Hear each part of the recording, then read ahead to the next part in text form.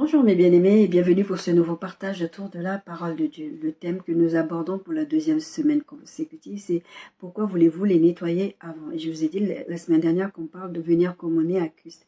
On parle de poubelle. Je vous ai utilisé l'image de la poubelle en disant que beaucoup d'entre nous, que ce soit les païens, que ce soit les chrétiens, on essaye de venir à Christ en étant d'abord propre. Pour les chrétiens, ça se manifeste par le fait que quand vous péchez contre Dieu, au lieu d'aller vous repentir, comme la Bible dit, que quand vous confessez vos péchés, Dieu est fidèle et juste pour vous les pardonner et vous purifier de tout péché. Vous avez tellement honte, vous êtes tellement mal, vous dites que ce que vous avez fait, surtout que les êtres humains en général et les chrétiens en particulier ont tendance à hiérarchiser le péché, ce qui fait que quand vous faites quelque chose que vous considérez comme grave devant le Seigneur, vous n'osez même plus aller demander pardon à Dieu, vous vous dites, je sais pas comment on le dit en français, you know better. Vous savez pourtant, vous savez que vous ne devriez pas faire ça. Moi, je vous en parle parce que j'ai traversé ça plusieurs fois. À chaque fois que j'ai péché contre Dieu, quand je suis tombée dans l'impudicité par exemple, j'étais pas bien. J'avais vraiment des idées noires parce que je me disais, mais tu connais la vérité. Tu connais la vérité. Comment tu peux encore retomber là-dedans? Ça, c'est des trucs que tu fais quand t'es païen, que tu connais pas.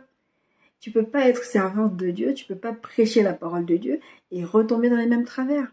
Et du coup, tu veux d'abord te sanctifier, te purifier avant de t'approcher de Dieu. Sincèrement, personnellement, je fais pas ça. Je ne sais pas de me sanctifier ou de me purifier avant parce que j'ai conscience que je ne peux pas. Mais par contre, c'est vrai qu'il y a un moment, il y a une espèce de flottement où je n'arrive plus à lire la Bible parce que je me sens vraiment sale.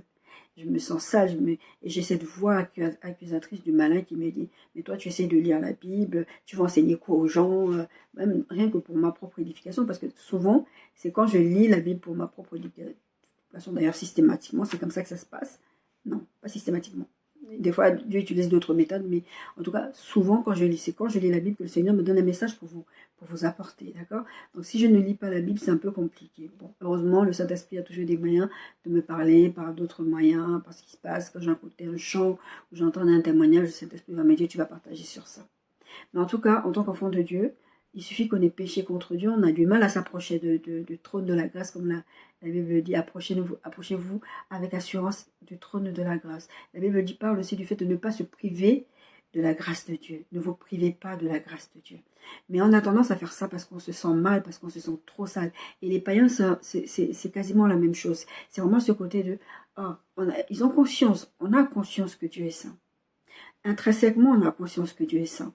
Donc, à ce moment-là, c'est le raisonnement des païens, c'est lequel, c'est de se dire, je vais d'abord arranger ma vie, je vais arrêter de fumer, je vais arrêter de coucher à gauche, à droite, je vais arrêter de faire ci, je vais arrêter de faire ça. Mais la vérité, c'est que quand vous devenez enfant de Dieu, vous changez de maître. Vous devenez, votre maître, c'est Jésus-Christ. Mais quand vous êtes païen, votre maître, c'est Satan. Vous êtes sous la domination de Satan, même si vous n'en avez pas conscience. Donc, vous ne pouvez pas quitter Satan comme ça. Je prends souvent cet exemple depuis très longtemps. C'est que Satan, c'est comme un ex jaloux. C'est comme si vous étiez marié avec Satan avant. Et cet ex jaloux qui est violent, qui vous tabasse, qui vous fait des trucs tellement sales. Et que quand vous voulez le quitter, il ne va pas vous laisser partir comme ça. Il faut un homme fort. La Bible parle d'homme fort. Il faut un homme fort pour vous sortir de là. Mais de vous-même, vous ne pouvez pas quitter cette situation s'il n'y a pas un homme fort qui vous en sort. Et il y a cette corrélation avec les poubelles que vous voulez nettoyer avant. Vous ne pouvez pas les nettoyer de vous-même. Vous ne pouvez pas nettoyer votre poubelle qui est vous. Vous ne pouvez pas. Et puis, quand je parlais de deux choses. Je parlais du contenant sur lequel on met le sac poubelle. Et je parlais aussi du sac poubelle. Le sac poubelle, il faut vous en débarrasser. Et ça, c'est pas vous qui allez le faire, c'est Jésus-Christ. Et ce que j'ai partagé avec vous la semaine dernière, quand je vous parlais de ce texte de Bible qui est de Matthieu, où la Bible dit que Jésus dit, venez à moi, vous qui êtes fatigués et chargés, je vous donnerai du repos. Jésus veut que tu viennes, que tu lui donnes ta poubelle et que tu lui donnes toi et que lui, il va enlever le sac poubelle, il va le jeter, il va le brûler. Vous savez, je vous donnais la semaine dernière, je vous disais que les ordures, normalement, ça part à l'incinérateur. D'accord? Et il y a d'autres ordures qui sont des biodégradables. Ce sont des choses que vous avez vécues dans votre vie, que Dieu va utiliser pour sa gloire. Tout n'est pas jetable. Le Saint-Esprit sait ce qu'il faut jeter ou pas. Il y a des choses qu'il faut brûler, incinérer, il y a des choses qu'il faut recycler. D'accord? On reprend toujours les images de poubelle. C'est pour ça que je vous disais, ne le prenez pas même. Les trucs, les déchets biodégradables, ça permet de faire pousser les plantes, ça permet, en tout cas, ça permet même de faire des carburants, de faire du fumier, des choses comme ça. D'accord? Donc, il y a des choses que seul Dieu sait qu'il va utiliser. Dieu sait comment il va utiliser votre histoire, votre passé, les péchés que vous avez commis. Vous m'entendez souvent ici vous prêcher en utilisant beaucoup ma vie. Ce n'est pas parce que j'adore raconter ma vie et que j'aime raconter les détails de ma vie. C'est parce que Dieu m'utilise pour pouvoir vous parler. Parce qu'un exemple va plus vous parler que des écrits. C'est pour ça que Jésus utilisait beaucoup des paraboles pour vous parler. Et donc, pour parler cette histoire de... Jésus, il a dit, déchargez-vous sur lui. Mais c'est que les êtres humains ont tendance à faire, surtout les chrétiens, c'est qu'on se retrouve avec, vous savez, dans ces films, vous voyez deux personnes qui sont en train de tirer. Ah, donne-moi, moi aussi, donne-moi, donne-moi. Vous vous retrouvez avec Jésus. Jésus dit, donne-moi ton fardeau. Donne-moi ce que tu as, parce que tu es fatigué, chercher, c'est lourd pour toi. Et c'est pour ça que tu refuses de t'approcher de moi. Donne-moi. Oui, d'accord, Jésus, tiens, tiens, tiens, je te donne. Et vous donnez à la personne. C'est comme ça que la personne se retrouve avec l'autre bout. C'est comme ça que Jésus se retrouve avec l'autre bout. Et après, vous tirez encore. Non, non, non, finalement, je vais le garder. Parce que je sens que je ne peux pas faire. Jésus dit, non, donne-moi. Non, non, non. Puis à un moment donné, le sac, il explose et toutes les ordures tombent sur vous. Et ça fait encore beaucoup plus de dégâts. Parce que vous retournez à ce que vous avez vomi. Pourquoi? Parce que vous n'avez pas laissé Jésus prendre ce fardeau-là et le jeter, recycler ce qu'il faut recycler, jeter ce qu'il faut jeter. D'accord? Jésus ne rejette pas celui qui vient à lui, on a dit la semaine dernière. Jésus ne veut pas que tu viennes à lui en étant déjà purifié, en étant déjà lavé, parce que c'est lui qui fait ce travail. Je vous disais la semaine dernière que c'est son boulot, il est parti à la croix pour ça. Quand je dis que c'est son boulot, ce n'est pas pour minimiser la croix, c'est vraiment pour vous faire comprendre que c'est pour ça qu'il a été envoyé. Jésus a accepté la mission de venir mourir à la croix. Pour ça, c'est sa part à lui. Mais c'est aussi une démonstration d'amour. J'en ai pas beaucoup parlé parce que j'en parle beaucoup dans beaucoup de mes messages. Mais j'ai pas beaucoup insisté là-dessus la semaine dernière. J'en ai un tout petit peu parlé. Mais c'est parce que Jésus t'aime. C'est pour ça qu'il te dit, viens comme tu es. On parlait de venir comme tu es. Ce n'est pas d'abord de te débarrasser de tes poubelles. Ce n'est pas d'abord de jeter tes poubelles. N'attends pas d'arriver au sort de ta vie et te dire, ah, j'ai attendu tellement longtemps. Parce que beaucoup d'entre nous, c'est comme ça qu'on fonctionne.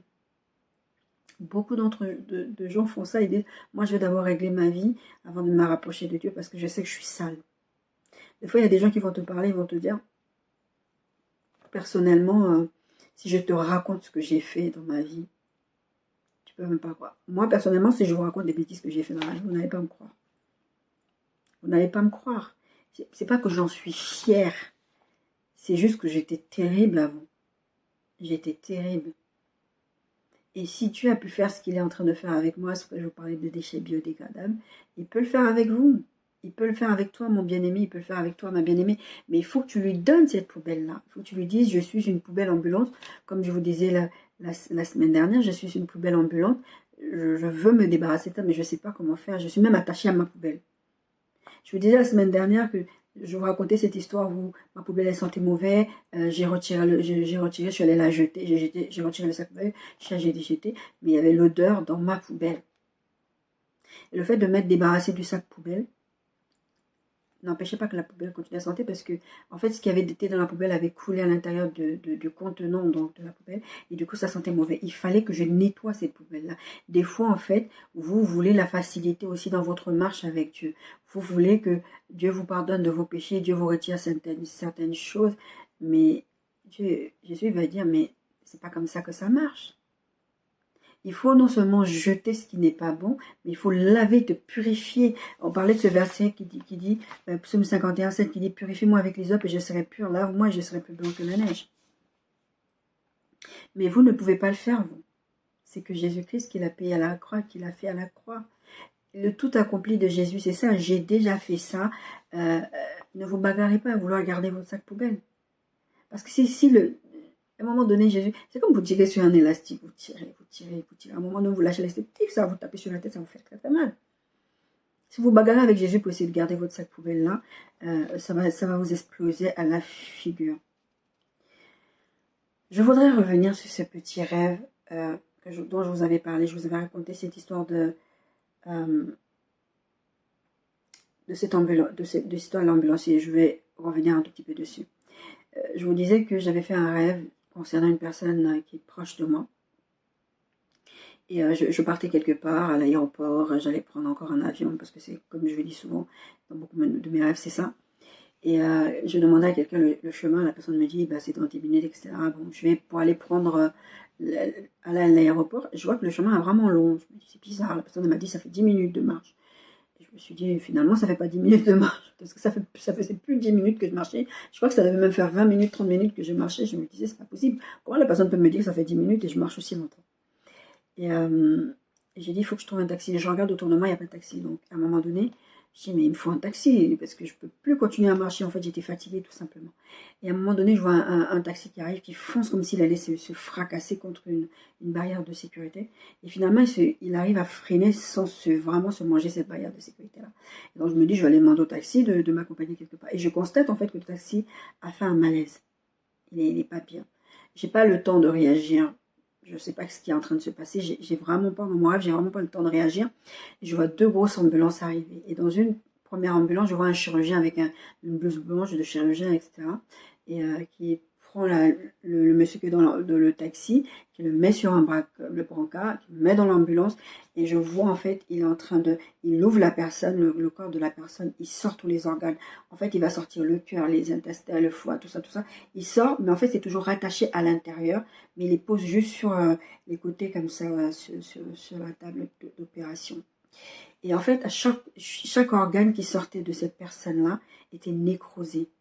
C'était noir. Et à l'intérieur, ce qui reliait les organes à l'intérieur, il y avait un trou noir. Je vous racontais ça la semaine dernière, il y avait un trou noir. Mais les organes n'étaient plus oxygénés. Je vous parle de poubelles, le fait que les poubelles puent, elles sentent mauvaises, etc. Vous n'êtes plus oxygéné. L'être humain doit être relié à Dieu. C'est le péché qui sépare l'être humain de Dieu. Vous n'êtes plus oxygéné. Ce monsieur n'était pas oxygéné, mais ne savait pas qu'il n'allait pas bien. C'est quand il a fait ce malaise dans mon rêve. Bon, tout ça, c'est du symbolisme. Je sais de quoi il s'agit, mais toujours est-il que ce monsieur aurait pu se tuer dans cette barrière de sécurité. Parce qu'il ne savait pas qu'il n'allait pas bien. Vous, des fois, vous le savez. Vous le savez, mais vous ne savez pas à quel point vous culpabilisez. Des fois, vous ne savez pas à quel point c'est grave. Ce monsieur, lui, ne savait pas qu'il n'allait pas bien, jusqu'à ce qu'il fasse ce malaise. Et vous, en fait, vous allez arriver à un moment donné où vous vous rendez compte que ça ne va pas, comme le fils prodigue dont je vous ai parlé la semaine dernière. Le fils de prodigue, au début, il ne savait pas qu'il n'allait pas bien. C'est quand il est parti vivre sa vie, il a dilapidé toute sa fortune, qu'à un moment donné, mais ça ne va pas bien ce que je suis en train de faire. Et à un moment donné, vous commencez à réaliser que ça ne va pas, vous avez besoin de vous approcher de Dieu, mais vous n'y arrivez plus parce que vous êtes nécrosé. Quand la Bible parle de la première et la deuxième mort, de la séparation, c'est ce que le serpent a fait au jardin d'Éden, vous êtes séparés de Dieu, vous êtes en train de vous nécroser jusqu'à la fin de votre vie. Et si vous ne faites pas quelque chose, si vous ne vous approchez pas de Dieu, si vous n'allez pas vers Jésus-Christ, si vous ne donnez pas votre vie à Christ, vos organes vont finir par mourir. Et donc, ce chirurgien prend, il opère et il fait je ne sais pas quoi, il met la main dans cette espèce de trou noir. Là, il sort quelque chose, une grosse truc noire, il sort et tout. Et puisque moi, en fait, quand j'ai vu les 2 ambulances arriver, je suis allée voir l'ambulance où il y avait le chirurgien, je lui ai dit, est-ce que tu peux pas m'accompagner à l'aéroport? Qu'il était, je vous dis, moi, des fois, je demande des trucs à Dieu. Et il me dit, oui, je vais t'accompagner, mais je finis d'abord avec la personne. Je sais encore une fois de plus de quoi il s'agit. Et la personne était en train de mourir. Et mais elle ne rendait pas compte, son intérieur était gâté. Et donc, quand la personne, je sais que il s'agissait de Jésus qui a payé ce prix à la croix, qui a fait tout accompli. Et quand il a fini d'opérer, il a donné à la deuxième personne qui n'était pas bien en tenue de chirurgien. Et encore une fois, je vous ai dit, je pense que c'est le Saint-Esprit qui était représenté là comme ça. Il a dit, maintenant tu peux remettre les organes à l'intérieur et tu peux le recoudre. Maintenant, moi, je vais l'accompagner, elle, en parlant de moi. Cette image, je vais simplement vous dire ce que je vous ai expliqué, c'est que cette personne est en train de mourir. Vous voulez garder vos sacs aux poubelles là. Vous êtes en train de mourir, en train de puer. Vous savez, il y a des gens, en fait, par exemple, qui commettent des crimes, ils mettent de la chaux, ils mettent certains trucs, parce qu'ils veulent couvrir l'odeur. Mais l'odeur de la mort, c'est une odeur particulière. Quand je regarde, je vous dis, je suis très très passionnée par tout ce qui est histoire criminelle. Et souvent, les intervenants, ils disent ça, ils disent, en fait, quand tu sens l'odeur d'un animal mort, ce n'est pas la même chose que l'odeur d'un être humain. Un être humain, quand tu sens, par exemple, la personne s'est débarrassée du corps, a fait ceci, a fait cela, a fait tout ce que tu veux pour pouvoir couvrir son crime, mais l'odeur de la mort du corps humain, c'est très particulier. Et chaque fois que je regardais comme ça, je dis, Dieu est vraiment pas bête. Hein. Comment vraiment, il faut vraiment être un être supérieurement intelligent. Jusqu'à l'auteur. D'accord? Vous ne pouvez pas vous réoxygéner vous-même. Moi, il a fallu que, je vous ai expliqué le témoignage la semaine dernière, il a fallu que j'aille laver ma poubelle pour que ma poubelle ne puisse sentir mauvais. Jésus, il a fait une promesse en allant à la croix. Il a dit à Dieu, et je vous ai lu le verset la semaine dernière, je ne perdrai aucun de ce que tu m'as confié. Quand vous vous approchez de Jésus, non seulement il vous lave, vous purifie, mais en plus de ça, il fait en sorte que jamais il ne vous abandonnera pas, dit la parole de Dieu. On ne va pas parler encore de cette histoire de perdre son salut ou pas. Vous pouvez perdre votre salut, mais en fait, c'est pas vous le perdez, c'est que vous y renoncez. Parce que Jésus a dit, je ne vais perdre aucun de ceux que le Père m'a confié. Si le Père vous a confié, vous êtes parti, vous avez donné votre vie à Christ, Jésus ne vous lâche jamais jusqu'au bout. C'est pour ça qu'il y a le Saint-Esprit qui vient faire les finitions, qui remet les organes maintenant. Parce que dans mon rêve, je voyais en fait, quand la deuxième personne mettait les organes dans le corps du monsieur, je les voyais en fait, les organes étaient réoxygénés. Ils étaient tout rouges, maintenant ils étaient plus nécrosés, ils étaient plus noirs.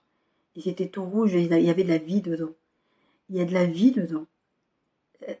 Vous ne pouvez pas marcher comme des morts vivants. Et vous avez besoin de Jésus. Tant que vous restez dans votre coin à vous dire, je dois d'abord me perfectionner, je dois d'abord m'arranger avant de m'approcher de Jésus, vous êtes en train de mourir à petit feu, en fait. On va reprendre, je vous ai partagé plusieurs, je vous ai partagé plusieurs versets. Je vous ai dit que la réponse de Jésus, c'était la croix et que Jésus l'a dit, il est le pain de vie. Titre 3 disait, je vous ai lu dans titre 3, mais titre 3, verset 4 dit, mais lorsque la bonté de notre Dieu, notre Sauveur et son amour pour les hommes ont été manifestés. Jésus a montré l'amour de Père et même de son amour à lui-même en allant à la croix. Donc, saisissez ce que Jésus a fait. Nous reprenons à partir de Romains 5, 17 à 21. Nous sommes toujours dans la réponse de Jésus et de ce que Jésus a fait. Je vous dis, ce thème est très... il a l'air d'être très simple comme ça, mais je veux vraiment vous marteler des choses pour que vous puissiez comprendre que Jésus n'est pas allé mourir à la croix pour rien, que vous n'avez pas besoin d'aller vous nettoyer vous-même. Vous ne pouvez pas vous réoxygéner vous-même. Vous ne pouvez pas vous faire sentir bon vous-même. Moi, dans mon histoire de poubelle, je vous disais, j'ai désodorisé la poubelle, j'ai essayé En fait, je voulais pas aller laver la poubelle. La poubelle est puée, mais je voulais pas aller la laver. Si vous reprenez l'exemple que je vous ai donné la semaine dernière. Je voulais pas aller laver la poubelle. J'ai changé le sac parce que même ils sentent son parfumé à la lavande, etc. Mais à un moment donné, je me suis rendu compte que la poubelle en elle-même, le contenant, je vous disais, le contenant c'est nous, elle puait trop, il fallait la laver. Des fois, vous essayez de camoufler vos péchés, vous essayez de faire les hypocrites devant Dieu. Non, Dieu vous connaît, Dieu sait que vous êtes en train de vous détruire, que vous êtes en train de vous nécroser spirituellement. Et Dieu ne veut pas de ça, donc c'est pour ça qu'il dit approchez-vous avec assurance du trône de la grâce. Vous ne pouvez pas aller laver vos poubelles, vous ne pouvez pas, de toutes les façons, ça sent mauvais. Vous essayez de couvrir quelque chose, ça sent mauvais. Il a fallu que je lave ma poubelle littéralement pour qu'elle ne sente plus mauvais et que je puisse mettre maintenant un nouveau sac poubelle, parfumé aussi à la lavande et qu'elle continuer le fonctionnement et après la poubelle elle est pleine de mauvaises choses, allez je la jette, je trie, je prends les biodégradables, je vous ai donné l'exemple du biodégradable, c'était quoi, d'accord, et c'est un processus de tous les jours, vous êtes en train de marcher pour ressembler à Christ, pour avoir le caractère de Christ en tant que chrétien, et les païens, voilà, vous allez aussi venir dans ça, mais en entendant, c'est un travail de tous les jours, Jésus il vient, il prend les poubelles, il jette. Ce qu'il faut brûler, ce qu'il faut utiliser pour voir que vous puissiez témoigner, vous allez utiliser. Mais en tout cas, c'est pas à vous de faire ça. C'est la croix qui a déjà fait. Romains 5, 17 à 21. Si par l'offense d'un seul, la mort a régné par lui seul, à plus forte raison, ceux qui reçoivent l'abondance de la grâce et du don de la justice régneront-ils dans la vie par Jésus. Par Jésus-Christ lui seul. Ainsi donc, comme par une seule offense, la condamnation a atteint tous les hommes, de même par un seul acte de justice, la justification qui donne la vie s'étend à tous les hommes. C'est ce que je suis en train de vous dire un peu là. C'est vraiment, il a fallu que Jésus aille payer le prix à la croix. Bon, oui, il explique que par Adam et Ève, par l'homme, Enfin, il considère quand même Adam comme plus responsable que Ève, parce que Adam est la tête et le chef. D'accord. Il dit, il a fallu un homme. Je vous parlais tout à l'heure de sang. Je ne sais pas si je parlais parce que j'ai recommencé la vidéo. En tout cas, il faut un sang juste, il faut un sang parfait. Je vous disais ça la semaine dernière. Il faut un sang parfait, pur, qui purifie tout péché. Il a fallu un sang imparfait pour amener toute l'humanité dans la chute, dans la décadence, dans la dépravation. Mais il a fallu le sang d'un seul pour que nous puissions avoir accès à la vie éternelle et que nous soyons justifiés. Cette histoire de sanctification, de justification, tout ça, c'est par la croix nous l'avons acquis. Car comme par la présence, verset 19, par la désobéissance d'un seul homme, beaucoup ont été rendus pécheurs. De même, par l'obéissance d'un seul, beaucoup sont rendus justes. Parce que Jésus, n'oubliez pas, il a obéi à Dieu. Dieu l'a envoyé, il a dit, me voici, j'y vais, et il est parti à la croix. Or, la loi est intervenue pour que l'offense abondât, mais là où le péché a abondé, la grâce a surabondé. Afin que comme le péché a régné par la mort, ainsi la grâce régna par la justice pour la vie éternelle par Jésus-Christ notre Seigneur. Verset 20, Romains 5, 20. Or, la loi est intervenue pour que l'offense abondât. C'est par la loi que vous savez que vous êtes en train de pécher. C'est la loi qui dit que... Parce que quand vous ne saviez pas, il y a un verset comme ça, je crois que c'est dans Galate ou je ne sais plus où, qui dit que... En fait, tant que vous ne savez pas qu'il y avait quelque chose, c'est exactement l'histoire du jardin d'Éden. Ils ne savaient pas, ils n'avaient aucune conscience du bien et du mal. Il a fallu qu'ils goûtent à ce fruit-là. Maintenant, ils ont conscience de ce qui est bien et qui est mal. Maintenant, ils savent ce que c'est. Et avant que la loi... ça c'était, ils ont une connaissance. Et maintenant, il y a une loi qui dit ça c'est des péchés, ça c'est péché, ça c'est péché. C'est la loi mosaïque qu'on appelle. Tant que cette loi n'était pas là, tu ne sais pas ce qui est péché et ce qui n'est pas péché. Maintenant que cette loi est là, tu sais ce qui est péché.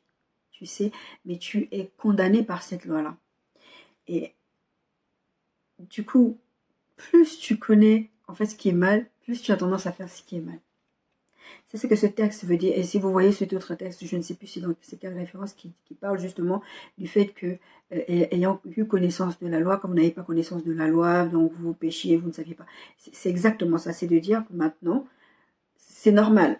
Regardez bien quand vous allez, par exemple, on va vous envoyer des fois des WhatsApp. Moi, j'ai déjà reçu des WhatsApp comme ça. On te dit, n'ouvre pas là, ne clique pas là, ne fais pas ça. Il faut avoir la curiosité. Quand on t'interdit quelque chose, c'est là que ça devient doux. C'est quand on t'interdit quelque chose que tu veux le faire. C'est parce qu'il y a une interdiction, il y a une loi qui parle de péché, et qui parle de ce qui est bien ou de ce qui n'est pas bien, qui fait que maintenant les offenses abondent. Les offenses contre qui? Contre Dieu. Vous devenez des poubelles ambulantes à partir de là. Parce qu'avant, on n'était pas des poubelles. Maintenant, on est devenus des poubelles à cause de cette histoire de péché. D'accord? Ensuite, Jésus nous a lavés. Et ce verset, là où le péché a abondé, là où le péché a abondé, la grâce a surabondé, c'est un péché qui est attaché à la vie de ma fille. Parce que ma fille, comme je vous ai expliqué, si vous suivez depuis le début, je l'ai eu hors mariage. D'accord? Je suis toujours pas mariée. Je suis toujours pas mariée. Ça va venir. Le Seigneur est en train de travailler. En tout cas, ce verset est attaché à la vie de ma fille parce que justement, je me sentais tellement sale, tellement souillée, que je me disais, je ne comprends pas. Je viens de donner ma vie à Jésus, je marche avec le Seigneur, je ne comprends pas comment ça se fait que je suis encore retombée dans le péché. Comment ça se fait que j'ai donné ma vie à Christ, parce que je me suis baptisée, c'était le 28 mars ou le 25 mars 2000, je ne me rappelle pas exactement la date de mon baptême, parce que ce n'était pas la date la plus importante pour moi. Je me rappelle, ce qui était important pour moi, c'est quand je suis venue à Christ, encore que je ne connais pas non plus la date. Hein. C'est vraiment un moment qui m'a marqué de ma vie. D'accord. En fait, ce qui s'est passé, c'est que j'étais en dépression sévère. Et je prenais des médicaments très très lourds, dont un médicament qui s'appelle le Dépakine ou le Dépakine, mais la molécule c'est la Dépakine. Et ce médicament, en fait, c'est un médicament qui est très très dangereux. Et je prenais tout un tas de médicaments et qui me faisaient des effets secondaires tellement graves qu'aujourd'hui, quand on me donne des neuroleptiques, des médicaments qui me font dormir, des choses comme ça, je ne les supporte pas parce que ça a des effets secondaires similaires à ce que je prenais quand j'étais en dépression. C'est pour ça que je ne prends aucun traitement quasiment. Je prends des traitements hypertenseurs, des trucs comme ça. Et quand j'ai des douleurs, vraiment, quand ça va loin, je peux prendre quelque chose, mais même là, c'est même plus efficace parce que je suis censée prendre des traitements tous les jours, en fait, contre les douleurs. Mais je le fais pas. Et donc, j'avais des médicaments qui étaient là pour m'aider, pour réguler la dépression, l'anxiété, traiter toutes ces choses-là, la bipolarité. Et la Dépakine, c'était un de ces médicaments qui était censé me réguler l'humeur. Sauf que, Quand on vous donne certains médicaments, les médecins ne vous disent pas. Ils vous disent juste, c'est pour soigner ça. Et encore, moi, dans mon état, je ne me souviens même pas comme il dit. En tout cas, on ne me l'avait pas dit, parce qu'après, ils me le confirmeront. Ils ne m'ont pas dit que ce médicament était dangereux, etc. Et entre-temps, j'ai donné ma vie à Christ et le Seigneur. Parce qu'avant ça, comme je ne supporte pas les médicaments, en fait, ils te font dormir, qui donnent des effets secondaires, où tu sens vraiment que tu n'as pas le contrôle de toi-même. Je déteste ce genre de médicaments, jusqu'à maintenant. On me donnait ces médicaments, j'avais pas le choix. Mais à chaque fois que j'essayais de les arrêter, ça ne marchait pas. J'avais des effets secondaires, je me sentais pas bien. Vraiment, cet effet de manque. Quand vous parlez de l'histoire des effets de manque, c'est bien réel. Même dans les médicaments, c'est bien réel. D'accord? Et ça me grattait, j'avais vraiment des sensations. Je me souviens même plus, mais je sais que je ne supportais plus. J'étais obligée de reprendre les médicaments. Parce que quand j'en parlais à mon médecin généraliste et à mon psychiatre qui me suivait, il me disait, mais c'est pas des médicaments qu'on arrête comme ça. C'est des médicaments, en fait, il y a tout un processus pour les arrêter. Il faut commencer d'abord par enlever tel dosage, il faut vous réguler avec les autres médicaments que tu prends, etc. Bon, bref, je n'y arrivais jamais. J'ai essayé, après, et ça me déprimait encore plus, ça me faisait encore enfoncer plus dans la dépression. Et entre-temps, j'ai donné ma vie à Christ. Et quand j'ai donné ma vie à Christ, comme je ne supportais pas la solitude, problème dans l'enfance, etc., d'attachement et tout ça, et je ne supportais pas d'être seule, je me suis dit, bon, Dieu, la Bible, et j'étais une lectrice assidue de la Bible, j'aime beaucoup la parole de Dieu. Je ne pourrais pas prêcher si je n'aimais pas la parole de Dieu, soit disant passant. Et donc, du coup, je commençais à lire la Bible et je lisais ces textes qui parlaient de mariage, etc. Et comme je ne supportais pas d'être seule, je voulais me marier. Je voyais ce texte où l'apôtre Paul dit pour ne pas brûler, mariez-vous, tous ces textes, le mariage, etc. Et du coup, j'ai commencé à chercher un mari sur les sites de rencontres et toutes ces choses-là. Et entre-temps, j'ai rencontré le père de ma fille. J'ai rencontré le père de ma fille, je suis tombée enceinte. Mais avant de tomber enceinte, et je crois même avant de rencontrer le père de ma fille, je ne sais plus combien de temps en fait on est restés ensemble avant que je tombe enceinte. En tout cas, tout ce que je sais, c'est qu'il y a un moment où le Seigneur me dit, il faut que tu arrêtes les médicaments. Tous les médicaments. Et j'ai dit au Seigneur, comment ça? Parce qu'à l'époque, j'entendais déjà la voix de Dieu. Je savais faire le distinguo. Même si je sortais des dépressions, je savais faire le distinguo. Par contre, il me semble de mémoire que je n'en parlais pas au psy parce que j'avais peur qu'il me prenne pour folle et qu'il me renvoie en psychiatrie. Parce que je finissais très souvent en psychiatrie. En fait, dès que je me plaignais d'un truc, je finissais en psychiatrie. Et parce qu'ils avaient peur que je me fasse du mal ou je ne sais pas trop quoi. Donc, si j'étais venue leur dire que Dieu a dit que, comme je dis maintenant tout le temps, Dieu a dit que tu vas en Bretagne, t'es zinzin. Bref, en tout cas, j'ai commencé à vouloir avoir un mari chrétien, etc. Donc j'ai cherché un mari chrétien. Et je suis tombée enceinte de ma fille. Sauf que avant de tomber enceinte de ma fille, comme je disais, je prenais ce médicament, la Dipakine, et le Seigneur m'avait dit d'arrêter les médicaments, et j'ai arrêté les médicaments. Après insistance et après m'avoir expliqué qu'il allait m'accompagner. Parce que le Seigneur m'a dit ceci, je vais t'accompagner. Avant, quand tu as essayé d'arrêter les médicaments, c'est un peu ce que je suis en train de vous partager depuis la semaine dernière en vous disant que vous voulez faire les choses par vous-même, vous voulez vous purifier par vous-même, vous ne pouvez pas. Et avant, quand j'avais essayé d'arrêter les médicaments, je ne pouvais pas. Je n'y arrivais pas, j'avais les effets secondaires. C'est pareil, vous allez vouloir arrêter de pécher par vous-même, arrêter la cigarette, arrêter l'impudicité. Vous n'y arrivez pas par vous-même. Vous allez toujours retomber dedans. Parce que c'est la nature humaine, c'est la chute de l'homme qui veut ça. Mais quand vous devenez un homme spirituel, c'est beaucoup plus facile. Mais à l'époque, je n'étais pas encore à ce stade-là. Donc le Seigneur, quand il vient me dire ça, c'est parce qu'il a l'intention de m'aider. Donc il me dit, ne t'inquiète pas, avant quand tu l'as fait, tu étais toute seule. Mais là, maintenant, je suis avec toi. Tu vas y arriver. Le Seigneur avait déjà fait un truc dans moi qui fait que, en fait, je ne prenais même pas ces médicaments. Je ne me souviens même pas de mémoire avoir eu des effets de manque. Toujours est-il que je rencontre donc le père de ma fille, je tombe enceinte de lui. Et quand je me rends compte que je suis enceinte, je vais voir mon psy, je lui en parle. Et ça fait déjà quelques séances que je commence à lui dire que je prie, que je vais à l'église. Et lui, comme il voit que ça me fait du bien aussi au moral, il voit que mon humeur est beaucoup mieux, je suis régulée. Vraiment, il voit qu'il y a vraiment un gros changement. Il ne cherche même pas à comprendre. Parce qu'au début, je ne lui parlais pas de Dieu. Je ne lui disais pas que j'étais revenue à l'église. Mais quand je commence à lui en parler, parce que lui, il voit le changement chez moi. Il voit que je vais beaucoup mieux. Il dit que bientôt, on va pouvoir arrêter les traitements. Enfin, on va pouvoir diminuer les traitements, etc. Il parle de beaucoup de choses. Mais il a constaté qu'il y a vraiment eu un changement chez moi. Donc vous êtes là quand vous donnez votre vie à Jésus et que vous ne changez pas là. Posez-vous des questions. Encore une fois, je dis, c'est pas votre force. Hein. C'est le Saint-Esprit, mais encore faut-il laisser le Saint-Esprit agir. Si vous ne laissez pas le Saint-Esprit agir, Il ne va pas faire, je vous parlais de cette histoire de tirer le sac. Moi, tu prends, tu prends, tu prends. Si vous ne... Jésus a dit, donnez-moi vos fardeaux. Si vous ne vous... Comment on dit ça en français? Si vous ne vous abandonnez pas entre ses mains, vous allez continuer à vous bagarrer, en fait. Et du coup, donc, je vais voir mon psy. Je lui ai dit, écoutez, je suis enceinte. C'était un psychiatre. Je ne suis pas un psychiatre à l'époque. Vous dites tellement j'étais mal. Et il me dit, il faut que vous avortiez. Parce que un des médicaments que vous prenez, qui est la dépakine, qui est la molécule qui est la dépakine, c'est un médicament, en fait, non seulement... parce que, entre-temps, il faut comprendre quelque chose, c'est que j'ai perdu des pans et des pans entiers de ma mémoire. C'est-à-dire que ce médicament-là te... Non, est-ce que c'était la dépakine ou c'était un autre médicament? Je ne sais pas si... Je ne me rappelle plus de mémoire si la dépakine, c'est un neuroleptique ou pas. Je vais vérifier. Mais en tout cas, je prenais un neuroleptique qui m'a fait oublier la mémoire. C'est-à-dire que j'avais une problématique. Je parle avec toi que je connais, par exemple ma petite soeur, je parle avec elle. D'un coup, j'ai un moment blanc total, je ne sais plus qui elle est. Et ça se répétait tellement, même aujourd'hui j'ai encore un tout petit peu les effets, mais c'est plus comme ça, parce que quand j'ai commencé à aller à l'église, après être sortie complètement de dépression, j'ai commencé à prier, j'ai dit à Dieu, Seigneur, je ne peux pas aller à l'église, je rentre à l'église, le message était génial, je sors, on me dit c'était comment, le message était génial, j'ai oublié. C'était vraiment chimique, c'était quelque chose qui avait été flingué dans mon cerveau. Le Seigneur m'a guéri aussi par rapport à ça, du coup. Bon, voilà.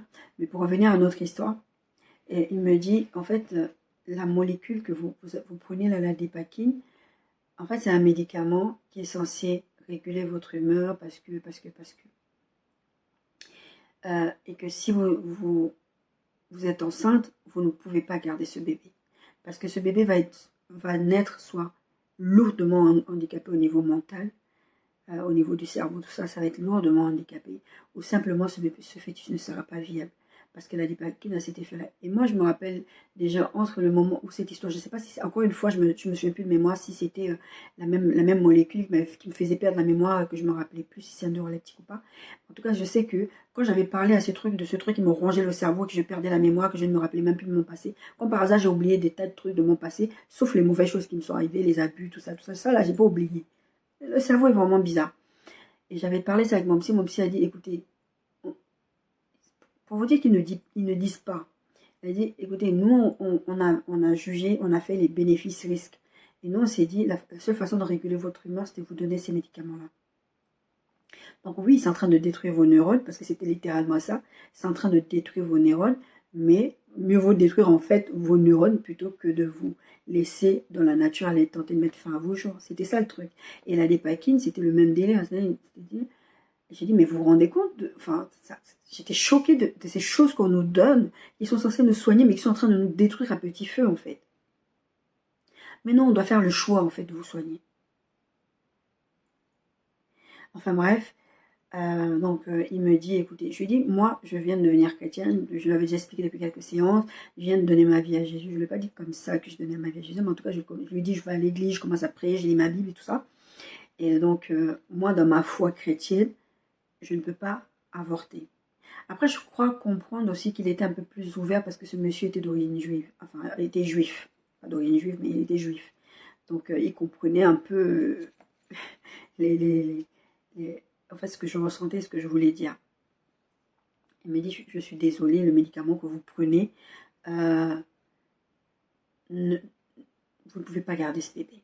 Mais bon, avant de prendre la décision, parce que j'étais ferme, je lui ai dit, je n'avorterai pas, je ne pécherai pas. J'ai déjà péché contre mon Dieu en allant faire un enfant hors mariage. Je ne pécherai pas contre mon Dieu en plus en allant encore avorter. Ça, c'est vraiment pour moi, c'est un peu cette histoire, je vous dis, depuis la semaine dernière où on hiérarchise le péché, on s'est dit, non, ça c'est plus grave que ça. Tu pêches contre Dieu, approche-toi du trône de la grâce, demande pardon à Dieu, tout simplement. Bref, moi je sais que j'étais mal pendant que j'étais enceinte, j'étais vraiment mal. Et j'ai vécu une grossesse extraordinaire. En fait, j'avais la paix, j'étais bien, je me sentais bien, j'étais même beaucoup plus vivante qu'avant, j'étais un peu malade, alors que là, j'avais beaucoup plus la pêche. Mais ce qui me faisait mal, c'était la culpabilité d'avoir péché contre Dieu, parce que je savais que je ne devais pas avoir des rapports sexuels hors mariage. Petite parenthèse fermée. En tout cas, le médecin me dit ça. Il me dit, bon, écoutez, on va faire une prise de sang pour voir quand même le taux de dépakine dans votre sang, pour savoir exactement ce qu'on va faire. Parce que moi, j'étais claire, je n'allais pas avorter. Sauf que je ne lui avais pas dit à mon médecin, vous vous souvenez pourquoi je vous racontais cette histoire que le Saint-Esprit m'a dit d'arrêter les médicaments. Je ne lui avais pas dit que je ne prenais plus de médicaments. En tout cas, ce médicament en particulier, je ne le prenais plus. Mais en tout cas, le Seigneur m'avait fait stopper tous les autres médicaments. Et donc, du coup, je vais faire ma prise de sang. Le laboratoire, finalement, le chef du laboratoire m'appelle en panique. Et d'ailleurs, entre-temps, après cette histoire, le témoignage, il avait tellement marqué qu'on était devenus, on avait sympathisé, en fait. Et il m'appelle et me dit, il y a un problème avec votre prise de sang, il faut que vous veniez en urgence. Soit il y a eu un mélange dans les échantillons, soit il y a un problème avec votre prise de sang. Il y a un problème, en tout cas, il faut revenir. Et je lui dis, mais pourquoi? Il me dit, parce que je ne trouve pas la dépakine dans votre sang. Et je lui ai dit, oui, c'est normal parce que je ne prends plus ce médicament. Il me dit, ça l'a étonné parce que c'est un médicament, en fait. Les médicaments que je prenais, ce pas des médicaments que tu peux arrêter. Sans assistante médicale, tu ne peux pas les arrêter. Il faut vraiment une puissance supérieure pour m'avoir aidé à arrêter ces médicaments. Et quand je suis partie voir mon psy et que je lui ai expliqué, il m'a dit, mais ça fait combien de temps que vous ne prenez plus ce médicament? Et je lui ai dit, et il me dit, mais vous savez que ce médicament met 6 mois pour sortir du système de votre corps. Et ça faisait 6 mois que je ne prenais plus ce médicament. Un peu plus de 6 mois. Il m'a dit, ce médicament met 6 mois à sortir. Et ce verset m'était venu à cette époque-là, là où le péché a abondé, la grâce a surabondé. Et ma fille, en fait, c'est une grâce sur pied. C'est une fille qui me bénit tous les jours. Elle a ses défauts, comme nous tous, nous avons nos défauts. Mais c'est une bénédiction ambulante. Et les gens qui sont en contact avec elle peuvent vous le témoigner que c'est une fille qui les a bénis. D'accord? Donc, quand je vous parle de déchets biodégradables, toutes ces choses-là, c'est aussi pour vous dire ça. C'est aussi pour vous dire que vous vous sentez mal, mais il faut que vous réalisiez les bénédictions qui vont venir à travers votre réconciliation avec Dieu. Si vous êtes chrétien, vous vous sentez trop sale, vous sentez que vous voulez d'abord nettoyer vos poubelles avant, approchez-vous du trône de la grâce avec assurance. Approchez-vous de Jésus, il a déjà fait ce travail à la croix, vous n'avez pas besoin de faire un grand... Vous n'avez rien d'autre à faire. Vous avez juste à obéir à ce qu'il vous demande, de vous approcher de lui. Vous n'avez rien d'autre à faire, vous vous bagarrez avec Jésus pour rien. Moi je vais t'appeler, moi je vais... Vous bagarrez avec Jésus pour rien, vous perdez du temps. D'accord? Et là où le péché a abondé, la grâce a surabondé. Ce verset, c'est un verset aussi pour vous encourager, pas pour vous encourager à aller pécher, mais pour vous dire que là où vous vous sentez lourd dans vos péchés, vous avez l'impression que vous avez commis un avortement, vous êtes homosexuel, peut-être encore vous êtes encore dans l'homosexualité, peut-être que hier vous avez avorté, peut-être que vous avez volé le mari de quelqu'un, etc. Des choses que vous considérez comme graves, l'impudicité, toutes ces choses-là. Là où le péché a abondé, la grâce a surabondé. Le père du fils prodigue, il attendait son fils à bras ouverts. Jésus vous attend les bras ouverts. Il a déjà fait le travail, il a déjà payé le prix. La loi vous a montré qu'il y a des offenses que vous faites contre Dieu, mais là où le péché a abondé, la grâce a surabondé. La grâce a surabondé parce que aussi Jésus, dans ce processus-là, ce que je suis en train de vous raconter, quand je vous raconte un tout petit peu ma vie, c'est aussi pour vous dire, Jésus va vous donner de la valeur. Jésus va attribuer à votre vie, déjà il l'attribue même avant que vous ne naissiez sur cette terre. Il attribue une valeur à votre vie. Vous avez de la valeur aux yeux de Dieu, c'est pour ça que Jésus te dit de venir comme tu es. Il va rajouter encore une valeur. Vous savez cette histoire de valeur ajoutée des fois dans les exercices comptables. Vous avez de la valeur. Et Jésus rajoute encore cette valeur-là quand vous vous approchez de lui. Ne perdez pas cette opportunité que vous avez. Vous avez de la valeur aux yeux de Dieu. Si Jésus, il a accepté ce sacrifice, il a accepté d'obéir à Dieu, c'est parce que Dieu considère que tu as de la valeur. Et Jésus, il considère que tu as de la valeur. Et le Saint-Esprit veut travailler avec toi parce qu'il considère que tu as de la valeur. Vous êtes la prunelle des yeux de Dieu. Dieu vous aime, mais d'une force. Je ne sais même pas comment vous l'exprimer pour que vous compreniez à quel point Dieu vous aime. Ce n'est pas votre péché qui va changer l'amour que Dieu a pour vous. On dit souvent, il le dit souvent quand on parle de péché, d'homosexualité, toutes ces choses-là, on dit souvent que Dieu hait le péché, mais il aime le pécheur. C'est la vérité. La preuve, c'est la croix. Toi, tu ne le sais pas, mais tu as de la valeur aux yeux de Dieu. Dieu, quand il te regarde, c'est vrai que je prends cet exemple de poubelle, il ne voit pas de la saleté, il ne voit pas des mauvaises choses. Je vous dis souvent, j'utilise souvent cette image-là que quand Christ est allé mourir à la croix, vous êtes là. Jésus, il vous couvre. Il couvre votre péché. N'ayez pas peur de vous approcher de lui. Il a fait ce travail-là parce qu'il vous aime, parce qu'il voulait vous donner l'opportunité de sortir de ce cycle dans lequel vous êtes. Renoncez à vous-même, abandonnez-vous entre ses mains. Renoncez à vouloir vous charger, vous-même de votre poubelle. Ça, c'est la part de Dieu. C'est pas votre part à vous, ça. C'est la part de Dieu, d'accord? Quand on parle de valeur, vous devez comprendre la valeur que vous avez, parce que des fois, vous ne le savez pas, en fait. Vous ne savez pas que vous avez de la valeur. Moi, je vous le dis pour vous encourager, pour vous dire que vous avez cette valeur-là aux yeux de Dieu. Si vous prenez l'exemple d'Ésaü dans la Bible, Ésaü ne connaissait pas la valeur de son droit d'aînesse. Je ne vais pas rentrer dans les histoires de droit d'aînesse aujourd'hui, mais Ésaü est dans un moment de faiblesse. Il n'a pas vu la valeur de son droit d'aînesse. Il avait faim. Il va négocier, c'est dans Genèse 25, 27 à 34. Il va négocier son droit d'aînesse avec Jacob. Jacob va lui dire, parce que Jacob, il a conscience de la valeur. Pourquoi Jacob a conscience de la valeur? Je pense que c'est parce que c'est sa mère Rebecca qui lui a dit. Parce que Dieu avait parlé avec Rebecca, comme vous savez, Jacob et Ésaü, c'est des jumeaux. Et Dieu avait dit à Rebecca que Jacob, en fait, allait dominer sur son frère, etc. Donc Rebecca, en fait, sûrement, elle enseignait des choses. Elle faisait beaucoup de favoritisme, mais elle enseignait sûrement des choses à Jacob. Donc c'est comme ça que Jacob faisait des trucs. Parce que la Bible te dit que Jacob était un peu... il aimait bien rester là. Au champ pendant que l'autre, à la maison pendant que l'autre allait travailler. Donc Jacob était un peu, moi je pense qu'il était un peu feignant. Donc c'est pour ça que je vous ai dit dans un message il y a très très longtemps, je vous disais, Dieu a fait faire à Jacob à rattraper les bêtises de Jacob. Parce que Jacob, il a travaillé 14 ans pour Laban pour récupérer sa femme Rachel. Enfin bon, bref, petite parenthèse fermée. En tout cas, la Bible dit, Genèse 25, verset 29, accablé de fatigue. Quand Ésaü revint des champs, il était accablé de fatigue. Accablé de fatigue, Ésaü dit à Jacob, laisse-moi, je te prie, manger de ce roux-là, car je suis fatigué. C'est pour cela qu'on a donné à Ésaü le nom d'Éden. Verset 32, Ésaü répondit, voici, je m'en vais mourir. Non, Jacob lui dit, vends-moi aujourd'hui ton droit d'aînesse. Verset 31. Verset 32, Ésaü répondit, voici, je m'en vais mourir, à quoi me sert donc ce droit d'aînesse? Vous n'avez pas des fois conscience de la valeur que vous avez. Vous ne savez pas des fois ce que vous valez. Accablé de fatigue. C'est pour ça que Jésus dit, donnez-moi tout ça et je vous donnerai du repos. Vous êtes accablé de fatigue.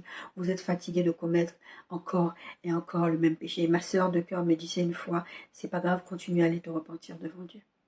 Je ne faisais pas ça parce que, par hypocrisie, parce que je me disais, je vais aller pécher, puis après je vais aller demander pardon à Dieu. J'étais vraiment mal. Et à un moment donné, j'en avais tellement marre de commettre ce péché d'impudicité que je disais, ça sert à quoi que j'aille demander pardon? Je suis une hypocrite, accablée de fatigue.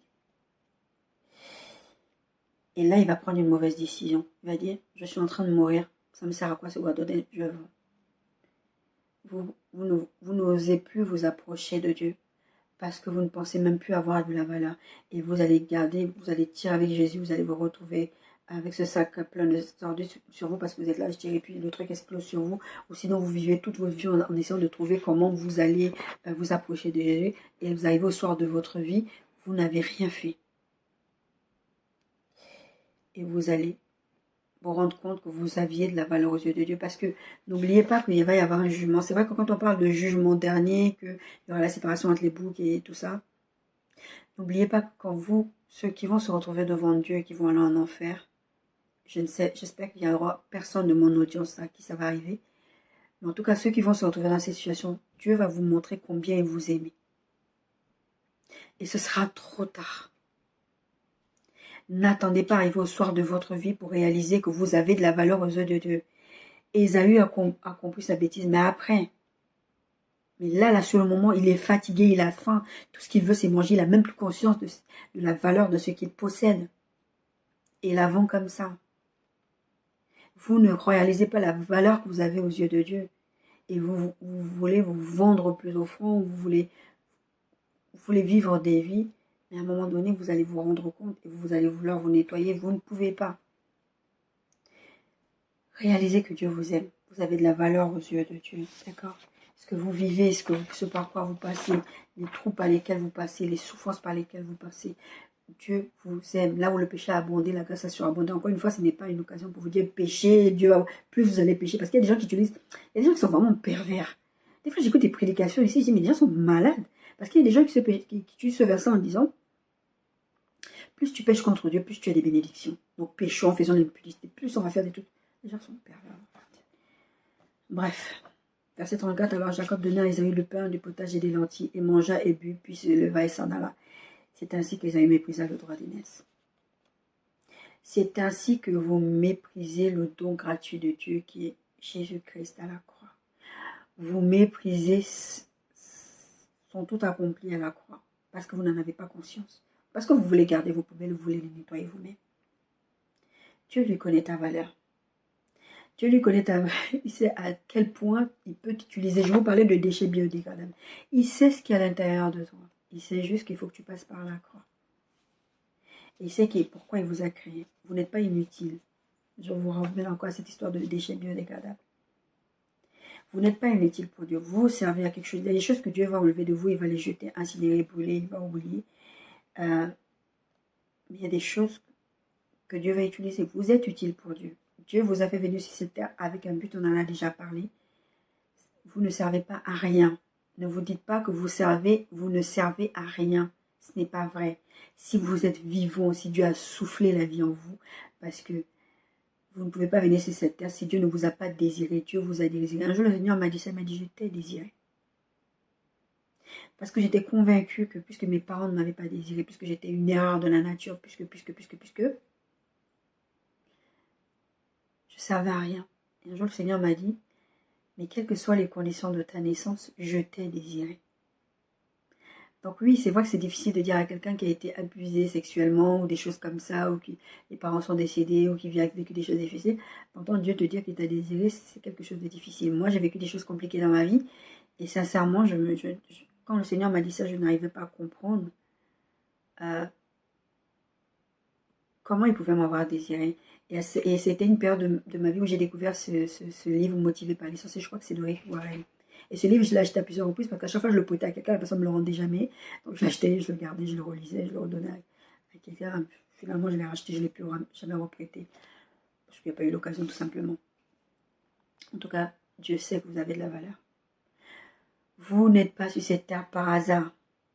De la même manière que vous n'êtes pas sur cette terre par hasard, Dieu vous aime. Vous pouvez vous approcher de lui parce que pour lui, vous avez de la valeur. Comment il s'appelait le jeune homme là? C'était Gédéon qui disait, mais moi je suis le plus petit, tu vas faire quoi avec moi? Comment tu vas m'utiliser? Dieu lui a dit, mais vaillant héros, je vous avais prêché, je crois que c'était une de mes premières prédications de cette chaîne. Dieu sait ce qu'il faut jeter, ce qui ne va pas. Je vous disais depuis tout à l'heure qu'il y a des choses, il y a des ordures qu'il faut jeter, brûler, incinérer, tout ce que vous voulez. Il y a des choses que Dieu va garder. Dieu qui est dégradable, il va recycler. Vous savez, moi, en ce moment, enfin, c'est pas en ce moment, ça fait des années, j'ai les mêmes casseroles. J'ai les mêmes casseroles et c'est des casseroles anti-adhésives. Si j'ai le réflexe, j'irai photographier pour que vous voyez l'état de mes casseroles. Et on vous dit que ces casseroles-là, en fait, quand le revêtement anti-adhésif bouge, il faut les jeter parce que c'est cancérigène. Vous savez, nous, souvent, certains peuples, on n'aime pas jeter les trucs. On aime garder, parce que tant que ça fonctionne encore, je peux utiliser. Mais pourtant, les fabricants de ces casseroles-là vous disent qu'il faut les jeter. C'est pas parce que tu n'as pas eu le cancer que tu dois continuer à utiliser. Et ça fait déjà plus d'1 an que j'ai ce projet-là en tête de me racheter des casseroles. Parce que là, ça devient de plus en plus urgent. Je me suis rendu compte que tu ne peux pas continuer comme ça. Tu connais, tu sais que c'est cancérigène, que tu cuisines tous les jours dedans. Les trucs, le revêtement, c'est barré et tu continues à cuisiner dedans. Et donc là, je dois me racheter des nouvelles casseroles. Il faut que je les change, ces casseroles-là. Mes casseroles, elles ne peuvent pas se réparer. Il faut que je les change. Et on va parler de changement après. Et le truc, c'est que le fait de ne pas vouloir jeter des casseroles, c'est un peu, avec cette histoire de sac poubelle, c'est que on ne veut pas jeter ce que Dieu veut qu'on jette. C'est vraiment le truc, je vous disais tout à l'heure, en bagarre avec Jésus, en disant, non, moi, toi, moi, non, moi, laisse-moi, je vais garder. Vous savez, c'est comme quand vous faites, moi j'ai déménagé, j'ai trié, j'ai jeté beaucoup de choses. Et là, je réalise que Nadia, il y a des choses que tu dois encore jeter. Parce que vous savez, il y a des choses que vous aimez encore garder. Parce que c'est bien. peut-être un jour je vais l'utiliser. J'ai ma soeur par exemple, elle a ce truc où elle me dit souvent, alors moi il y a des trucs maintenant je rigole plus, même si j'aime trop, même si je ne l'ai jamais porté, je m'en débarrasse. Parce qu'au final tu te rends compte que tu gardes des choses, tu accumules dans ta maison, parce que tu te dis qu'un jour tu vas l'utiliser. Moi j'ai plein de choses, bon, j'avoue que sincèrement il y a beaucoup de choses que j'ai gardées, que je disais toujours je vais les utiliser, j'ai fini par les utiliser. C'était le moment, mais c'est un cas particulier, c'est l'exception à la règle. Mais en tout cas, c'est vrai qu'il y a, si vous regardez bien dans votre quotidien, il y a beaucoup de choses que vous gardez. Vous savez, même certaines tenues que vous achetez en vous disant, un jour je vais perdre du poids, et je vais porter ça. Ou un jour je vais prendre du poids et je vais porter ça. C'est plutôt dans l'autre sens. Et vous vous rendez compte, moi j'avais une tenue comme ça, que je disais un jour je vais perdre du poids, je vais porter ça. Puis un jour je m'en suis débarrassée. Parce que c'était soit disant une jupe, c'était une jupe. C'était soit disant une jupe pour me motiver pour perdre du poids. Je n'avais jamais été motivée, en fait. Quand Dieu te demande de jeter des trucs, jette-les. Dieu m'avait demandé d'arrêter les traitements. C'était pas moi qui devais le faire. Enfin, moi, je devais arrêter de les prendre, ces médicaments. Je ne devais plus les mettre dans ma bouche. En tout cas, le travail de fond, c'était le Saint-Esprit qui l'avait fait. Et quand Dieu vous demande de jeter, jetez. Je vous ai pris l'exemple de casserole justement pour vous parler de ça. Quand Dieu vous demande de jeter, jetez. J'avais des CD de musique du monde. Et le Seigneur un jour m'a dit de me débarrasser de ces CD-là. Je voulais pas parce qu'il y avait des CD, tu te sens pas, et puis je voulais pas. Et le Seigneur m'a dit de m'en débarrasser, je m'en suis débarrassée. Et il y avait, dans certains de ces CD, il y avait, enfin, dans certains de ces CD, il y en avait qui n'étaient pas, par exemple, des trucs comme Michael Jackson, non, Mariah Carey même. Parce que Mariah Carey, si vous écoutez peut-être les dernières musiques, moi en tout cas, j'ai écouté Mariah Carey jusque dans les années 90, 2000, peut-être au début 2000, mais pas après, parce que ça m'intéresse plus la musique. J'ai été baptisée en 2005, donc il y a beaucoup de musique que j'écoute plus. Donc je ne suis pas trop à la page côté musique mondaine, faut le savoir. Et à un moment, j'ai dit à Dieu, j'ai dit, mais au lieu de le jeter, parce que c'est quand même de l'argent, j'ai payé. J'avais même un abonnement où j'achetais des CD tous les 3 CD par mois, ou je ne sais plus trop quoi. J'avais un abonnement, un truc comme ça. Des CD qu'on m'a volé même à la maison à l'époque. Bref. En tout cas, j'ai dit à Dieu, puisque c'est des choses que j'ai payées, je ne vais pas m'en séparer, je vais les donner. Puis le Seigneur m'a dit, mais attends, moi je te dis de jeter des trucs, et tu veux donner tes poubelles à quelqu'un d'autre. La seule personne à qui vous devez donner vos poubelles, c'est à Jésus. Hein. Vous ne pouvez pas prendre vos poubelles et les donner à quelqu'un d'autre qu'à Jésus. Quand Dieu vous demande de vous débarrasser des trucs, débarrassez-vous-en, parce qu'il vous donne la capacité de vous en débarrasser, parce que Jésus l'a déjà pris à la croix. Sinon, ça devient toxique comme mes casseroles cancérigènes. Ce n'est pas parce que je n'ai pas chopé encore. Oh là là, Seigneur. Ce n'est pas parce que je n'ai pas chopé le cancer que Dieu m'a fait grâce que je dois continuer à consommer avec ces casseroles. Donc là, j'ai préparé tout un panier, je dois acheter des nouvelles casseroles. D'accord. Ne gardez pas même la petite chose. Parce que des fois, on aime bien dire, ah non, finalement, celui-là, je ne jette pas, je vais le garder. Parce que souvenir, je ne peux pas m'en détacher. Vous pouvez vous en détacher. Moi, je croyais que je ne pouvais jamais arrêter ces traitements-là parce que j'avais essayé avant, je ne pouvais pas. Mais le Saint-Esprit est venu dans cette affaire-là. Le Saint-Esprit a pris la... C'est ma soeur, c'est comment l'expression qu'elle utilise, elle dit je prends ta bagarre ou quelque chose comme ça. Le Saint-Esprit a pris ma bagarre et il faut le laisser agir. Il faut le laisser agir pour que ces choses ne deviennent pas toxiques et difficiles après. Parce que là, vous vous trimballez avec vos poubelles et vous ne savez plus quoi en faire. À un moment donné, ces poubelles-là, elles vont puer, comme je vous ai pris l'exemple, elles vont... Ça devient compliqué. Vous gardez des poubelles. Il y a cette maladie qu'on appelle le syndrome de Diogène. C'est des gens, en fait, à la base, ils ont un choc quelque part, il se passe quelque chose dans leur vie. C'est souvent chez les personnes âgées, ou des gens qui ont déjà des maladies mentales, un terrain de maladie mentale. Et c'est des gens, en fait, ils commencent à accumuler des choses. Je vous disais un peu, vous savez, les gens qui ne veulent pas jeter. Et si je trouve une photo, je vous mettrai une photo, je vous screenshoterai une photo. Et ces gens-là, ils accumulent. Et à un moment donné, ils sortent du côté accumulatoire. Ils commencent ils ne nettoient plus, ils ne se lavent plus, ils sont tout sales et leur maison est sale. Vous arrivez chez eux, c'est dégoûtant, plein de moisissures et la nourriture même. Et ça ne les dérange plus, ils sont habitués. Je vous parlais de cochon et de porc la semaine dernière. Le porc, il ne sait pas ce qui est propre.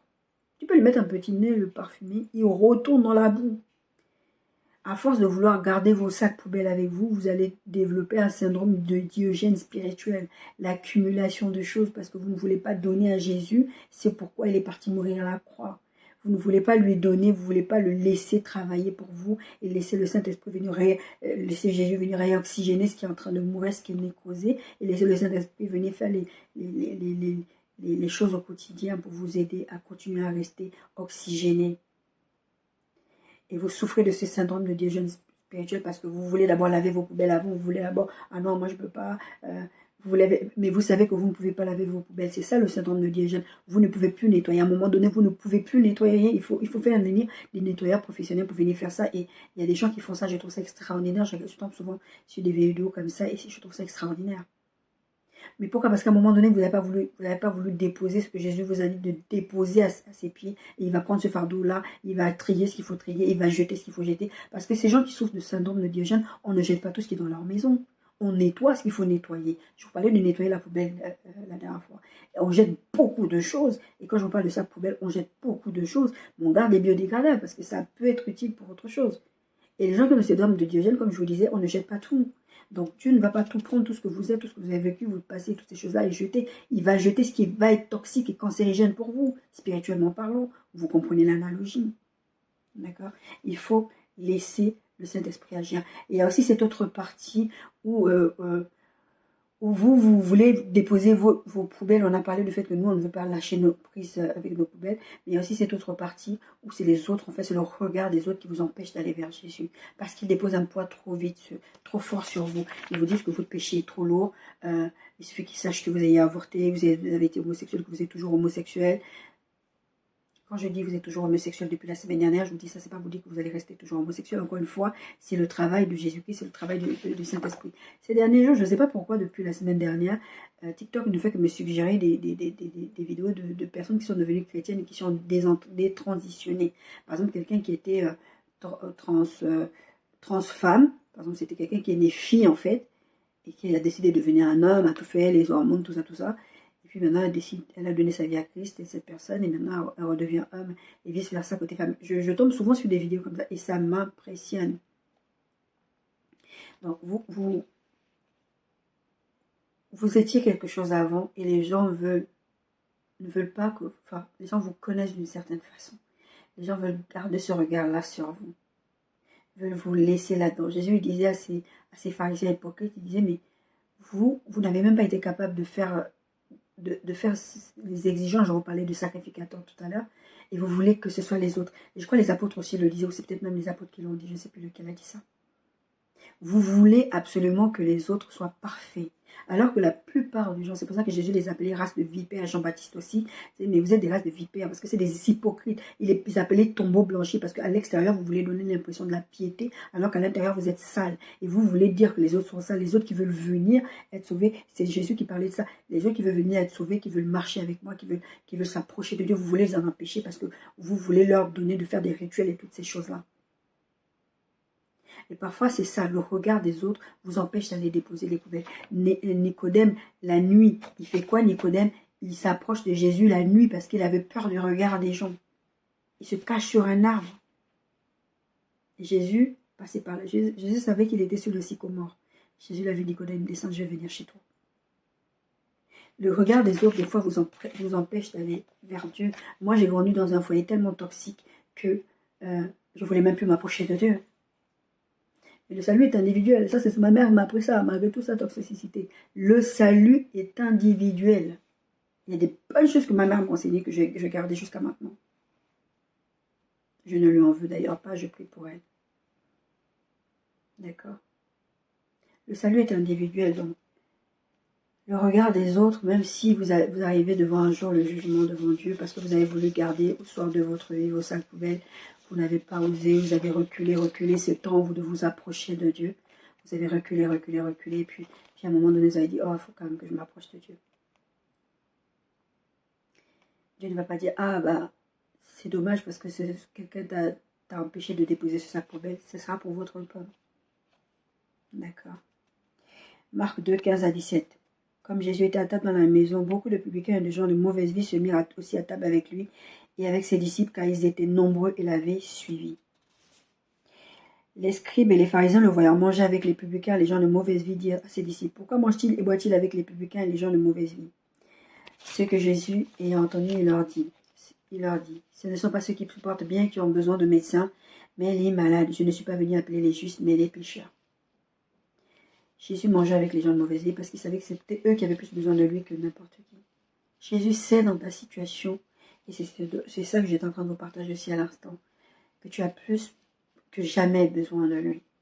Si tu es chrétien et que tu gardes tes sacs poubelles, tes poubelles qui s'accumulent chez toi et que tu n'oses plus t'approcher de Dieu, avant que ce soit de la toxicité, que tu deviennes un syndrome de Diogène spirituel, remets-la à Jésus comme notre texte de base de Matthieu 11. Jésus aimait marcher avec des gens de mauvaise vie. Pas parce qu'il aimait leur mauvaise vie, comme je vous disais, je vous prenais cet exemple d'aimer le pécheur, pas le péché. Parce qu'il disait, c'est ceux-là qui ont besoin de moi. Jésus faisait ça pour leur démontrer de l'amour. Quand vous allez à l'église, il y a beaucoup de gens qui vont à l'église. Ils veulent aller dans une église où les gens sont saints, les gens sont bien. Mais l'église, c'est rempli de malades. Vous voulez que l'église ressemble à un endroit propre, sans poubelle. Vous êtes offusqué parce que vous voyez des choses dans l'église. Mais si vous ne les voyez pas dans l'église, vous allez les voir où? Arrêtez de juger les gens qui viennent à l'église avec leurs péchés, avec leurs fardeaux, avec leurs poubelles. Bien-aimés, ne mettez pas plus de poids sur des gens qui veulent s'approcher de Dieu. Vous les éloignez de Dieu. Mais Dieu vous demandera des comptes. Dieu veut que les gens s'approchent de lui. Jésus veut que les gens s'approchent de lui. Laissez les gens venir à lui avec leur ferveur, avec leur méconnaissance des Écritures, avec leur méconnaissance des choses de Dieu, des choses spirituelles. Laissez-les venir. Jésus disait, en plus de parler déjà des gens en général, il parlait des enfants, il disait, laissez venir moi les petits enfants, ne les empêchez pas. Parce que les gens ils sont là, ah, les petits enfants, ils font du désordre. Laissez-les. Parce que le royaume des cieux est pour ceux qui les ressemblent. Et il dit à ces gens-là, mais ce ne sont pas ceux qui vont bien, qui ont besoin de malades. C'est ceux qui ne vont pas bien. Et Jésus est en train de te dire, mais là, tu es malade, tu es en train de te nécroser spirituellement. Tu as besoin de moi. Viens déposer ton sac poubelle là, que je le prenne. Et après, je te purifie. Les gens ne veulent pas venir à l'église parce qu'ils se sentent trop sales. Les gens ne veulent pas venir à l'église parce qu'ils sont trop jugés. Et moi, d'ailleurs, c'est une des choses qui m'a empêché de m'approcher de Christ pendant longtemps. Qui m'a fait rejeter Dieu, d'ailleurs. Parce que je me dis, mais moi, le témoignage que je vois à la maison, ce n'est pas ça qui me donne envie d'être chrétien. Jusqu'à ce que je fasse ma propre rencontre avec Jésus. Jusqu'à ce que j'ai ma propre révélation.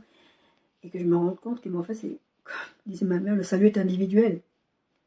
Et que Jésus, en fait, il y a un message qui vient sur le fait d'être ambassadeur de Christ. Jésus vient nous parler individuellement à nous. Jésus vient nous proposer le salut individuellement. Jésus veut détruire ta poubelle. Jésus veut te nettoyer, te rendre propre et te rendre tout neuf et que tu sens tout bon. 2 Corinthiens 5, 17 parle de si quelqu'un est en Christ, il est une nouvelle créature, les choses anciennes sont passées. Les gens d'église vont toujours vouloir vous ramener à votre passé, comme je vous disais tout à l'heure. Les gens d'église vont souvent, même les païens vont souvent vouloir vous ramener à ce que vous étiez avant. Ouais, mais toi avant, tu étais comme ça. Je vous parlais récemment. Ah, mais toi avant, tu étais fun. Ah, toi avant, moi, on m'a dit ça. Toi avant, tu étais fun. On pouvait faire des tas de bêtises avec toi. Tu étais toujours la première à rentrer dans les bêtises. Ils veulent que je reste ce que j'étais. Quelqu'un m'a dit personnellement, tu étais fun avant parce que, voilà, sexuellement, on faisait des choses. Non, je ne suis plus dans ça. T'allais toquer à l'ancienne adresse là-bas, j'habite plus là-bas. Je ne suis plus dans ça. Voici, toutes choses sont devenues nouvelles. Aussi, apprenez à ne pas vous offusquer quand les gens veulent vous garder dans un truc du passé. D'accord?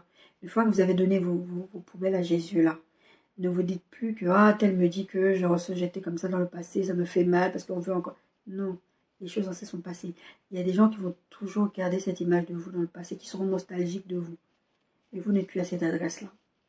Vous n'êtes plus là-bas. C'est pas la peine de vous offusquer parce que les gens veulent que vous soyez comme vous étiez avant. Ou même à l'église, on va toujours vous reprocher. Oui, mais toi, moins de choses. Ah, mais toi, tu avais volé le mari d'un tel. Ah, mais toi, tu avais avorté. Ah, mais toi, c'est pas grave. Laissez les gens parler. Laissez les gens parler. 2 Corinthiens 2, 14 à 17. Grâce soit rendue à Dieu qui nous fait toujours triompher en Christ et qui répand par nous en tout lieu l'odeur de sa connaissance. Parfum de la connaissance de Christ. Je disais, venez quand vous êtes avec la méconnaissance des Écritures. Et c'est Dieu qui fait ce travail. Tout ce que je vous raconte depuis le début, c'est par vous, c'est Dieu qui fait son travail. Dieu fait son travail. Par la première étape, Jésus-Christ à la croix, le tout accompli de Jésus, souvenez-vous-en, et gardez-le bien dans votre cœur. Serrez ça bien dans son cœur, dans votre cœur, parce que des fois vous l'oubliez. C'est pour ça que vous n'osez plus vous approcher, parce que vous avez trop péché. Et la deuxième chose, le Saint-Esprit au quotidien. 2 Corinthiens 2, 14, 17. Donc j'étais en train de vous lire verset 15. Nous sommes en effet pour Dieu une bonne odeur de Christ. Je vous disais tout à l'heure, c'est comme ça que Dieu vous voit. Dieu ne vous voit plus tel que vous étiez avant. Dieu ne vous voit plus la personne qui a fait ceci, la personne qui a commis un avortement. Dieu, la Bible dit que Dieu prend, il jette à la main, il oublie. Vous savez, vous les êtres humains, nous les êtres humains, on aime trop dire ça. Ah mais je pardonne, mais j'oublie pas. Dieu, lui, il oublie. Il oublie. À partir du moment où tu lui appartiens, tu viens lui déposer tes sacs là, tu dis voilà. C'est comme si vous avez, des fois, votre façon de fonctionner avec Dieu, vous croyez que Dieu, en fait, Jésus, il a pris vos sacs poubelles là. Il a pris vos sacs poubelles, toutes vos saletés, et il vous a dit je vais les incinérer, je vais prendre ce qui est recyclable. Et puis un jour, vous rentrez chez vous, votre maison est remplie de poubelles parce que Jésus a dit tu m'as énervé aujourd'hui, je te remets toutes tes poubelles. C'est comme ça que vous fonctionnez avec Dieu. Et vous ne vous rendez pas compte que vous êtes, en faisant ça, vous péchez aussi contre Dieu. Vous rajoutez encore de la saleté dont Dieu vous a débarrassé. Nous sommes en effet pour Dieu la bonne odeur de Christ. Vous vous sentez bon pour Dieu. Pour les païens, approchez-vous, vous allez sentir bon pour Dieu. Mais pour les chrétiens, vous sentez bon pour Dieu. Pourquoi je vous donne tous ces versets? C'est pour vous encourager, vous dire que ce n'est pas ce que vous avez commis qui vous a éloigné de Dieu temporairement, parce que ce n'est pas Dieu qui s'est éloigné de vous, c'est vous qui vous êtes éloigné de Dieu. Quand je vous parle de salut, le Père de salut, c'est ça, c'est vous en fait qui refusez. Vous laissez corriger. Approchez-vous de Dieu. Nous sommes en effet pour Dieu la bonne odeur de Christ parmi ceux qui sont sauvés, parmi ceux qui périssent. Je ne vais pas trop commenter là-dessus. Les uns une odeur de mort, donnant la mort, aux autres une odeur de vie, donnant la vie, qui est suffisant pour ces choses. Car nous ne falsifions point la parole de Dieu, comme font plusieurs, mais c'est avec sincérité, mais c'est de la part de Dieu que nous parlons en Christ devant Dieu. Ce que je suis en train de faire là, c'est ça. Et vous encourager aussi à rester avec Jésus. D'accord. Mon bien-aimé, ma bien-aimée, tu perds ton temps à vouloir nettoyer ta propre poubelle. De Pierre 2, 20, 22. En effet, si après s'être retiré des souillures du monde par la connaissance du Seigneur et du Sauveur Jésus-Christ, ils s'y engagent de nouveau et sont vaincus, leur dernière condition est pire que la première. Je vais vous parler du syndrome de Diogène spirituel. C'est vraiment ce truc de Jésus vient et te débarrasse de ton sac, et toi tu le reprends, tu le remets dans ta maison. Et puis tu remplis. Votre condition va être pire que la première. C'est ça l'histoire du syndrome de Diogène. Parce qu'au début, ils n'étaient pas comme ça. C'était des gens, ils ont commencé, je vous disais tout à l'heure, ils ont commencé par des petites accumulations à gauche, à droite. Et puis à un moment donné, ils sont laissés aller, ils ont accumulé, puis ils récupèrent. Quand ils jettent quelque chose, ils vont dire, oh, ça va être bien chez moi. Ils prennent les poubelles des autres même. Alors, ça ne fonctionne pas, un truc ne fonctionne pas. C'est pas grave, le prennent. Et puis à un moment donné, leur condition est pire parce que maintenant c'est la souillure, c'est la saleté. Et la saleté d'abord de la maison, après c'est la saleté sur eux-mêmes. Ils ne peuvent plus se prendre en charge eux-mêmes, il faut une aide extérieure. Car mieux valait pour vous, ils n'avaient pas connu la voie de la justice que s'est détourné après l'avoir connu du Saint Commandement qui leur avait été donné. Il leur est arrivé ce qui a dit le proverbe, vrai, le chien retourna ce qu'il avait vomi et la truie lavait ses fautres dans le bourbier. Vous savez, on parlait de porc la semaine dernière. Si Jésus vient vous enlève ce sac, il vous dit jette-le. C'est Jésus qui disait va, il ne repêche plus. Et ça, c'est le travail que le Saint-Esprit va faire avec vous au quotidien. Si vous continuez à accumuler vos poubelles là, votre condition va être pire que la première. Pour ça, je vous prenais cet exemple du syndrome de Diogène. Pour finir, on va finir par Ézéchiel 36, 25, 27. Je répandrai sur vous une eau pure et vous serez purifiés. Je vous purifierai de toutes vos souillures et de toutes vos idoles. Je vous donnerai un cœur nouveau et je mettrai en vous un esprit nouveau. J'ôterai de votre corps le cœur de pierre, je vous donnerai un cœur de chair. Je mettrai mon esprit en vous et je ferai en sorte que vous suiviez mes ordonnances et que vous observiez et pratiquiez mes lois. C'est important ce dernier verset, verset 27 qui dit « Je ferai en sorte que vous suiviez mes ordonnances et que vous observiez et pratiquiez mes lois. » On va prendre tous les autres versets. « Je répandrai sur vous une eau pure. Les choses anciennes sont passées, toutes choses sont devenues nouvelles et vous serez purifiés. » Vous donnez le sac à Jésus.